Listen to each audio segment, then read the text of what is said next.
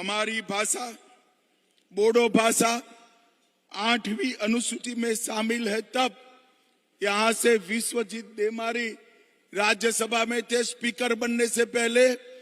जब राज्यसभा में उन्होंने बोडो में भाषण किया तो पूरा देश आश्चर्यचकित हो गया कि देश की संसद में बोडो भाषा में कोई भाषण करता है, और इसके अनुवाद की व्यवस्था भी भारत सरकार ने की है। चेयरमैन,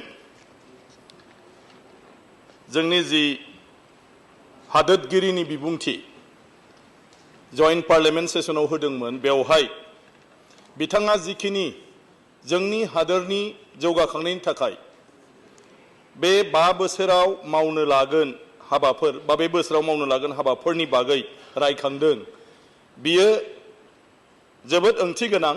आरो आं सानो बेफोरखौ गमामायै जुदि मावफुङोब्ला जोंनि हादोरा जोबोर दावगाखांगोन।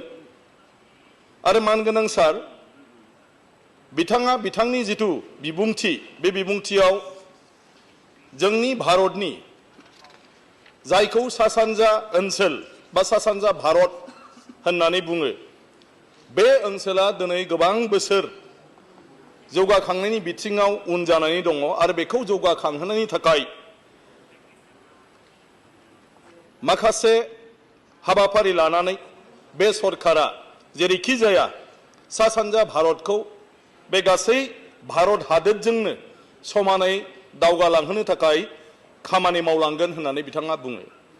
दा बे बेलायाव आं माखासे बाथ्रा बुंदेरनो नागिरदों जे दिनै सा सानजा भारत होनोब्ला जों गिबियाव मख'नांगोन जे बेवहाय थानाय जोंनि गुबुन गुबुन रायजोनि हारि माहारिफ्रा बे जायगायाव गावबा गावनि सिनायथि आरो गावबा गावनि माखासे मोनथायखौ लानानै आरो जायगानि दावगाखांनायनि थाखाय गोबां बोसोर सोमावसारबोगासिनो दङ।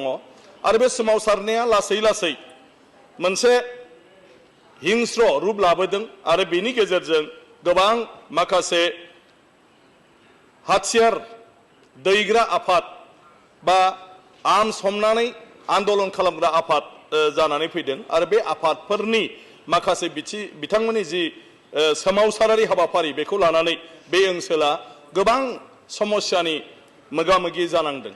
आरो बे समस्यानि मोगा-मोगि जानांनायनि थाखाय दिनै भारत सरकारा बेफोर ओनसोलखौ दावगाखांहोनायनि थाखाय जेफोर हाबाफारि लानांगौमोन थांनाय 50 बोसोरसोआव खुनु मोजां हाबाफारि लानानै मावनो हायाखै।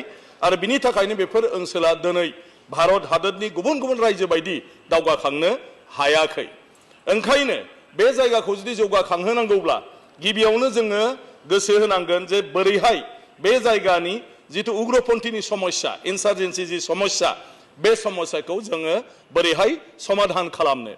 दिनैहाय बे उग्रपन्थीनि समस्या एबा इनसार्जेन्सि समस्याखौ समाधान खालामनो थाखाय भारत सरकारा जोंनि जि नखर बिफान, बे नखर बिफाननि दारै कन्टिनिउआस भाबै बिथांमोनजों सिज फायार खालामनानै सावरायबोगासिनो दङ। आरो भारत सरकारा बिनि थाखाय इन्टारल'क्यूटर बिबानाव माखासे जोंनि माने आगुनि जि अफिसारफोर दं, बे अफिसारफोरखौ बिथांमोना थिसनबोदों। आरो बिथांमोनखौ थिसननानै दिनै बे सोमावसारारि उग्रपन्थी आफादफोरजों रायलायबोगासिनो दङ। नाथाय रायलायबोदोंब्लाबो दिनैसिम खुनु मोनसे जोबथा बेबायदि बुब्लियाव समस्या समाधान जायाखै।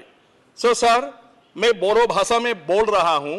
ये हमारे भारत के सबसे माने बहुत पुरानी भाषाओं में से एक भाषा है। ये आसाम में ज्यादातर बोले जाता है, नेपाल में भी बोले जाते हैं। और ये एक ऐसा भाषा है हमारे भारत का, ये गौरव की बात है कि दुनिया की जितनी भी भाषा है उस भाषाओं में से ये एक ऐसे भाषा है कि किसी भी चीज को बताने के लिए और किसी भी तरह का किसी भी देखना महसूस करना इसको बताने के लिए इस भाषा में सबसे भी ज्यादा शब्दों है।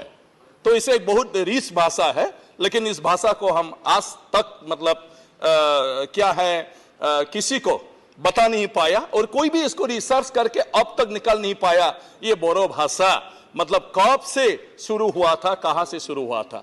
आज से 2000 साल पहले जो लोग रिसर्च किया है उन लोगों ने कहा कि नेपाल की ईस्टर्न साइड और पश्चिम बंगाल के जो पूर्वी है और उसी के बाद नॉर्थ ईस्ट और बांग्लादेश के कुछ इलाका में ये भाषा ही सिर्फ एक भाषा था 2000 साल के आगे।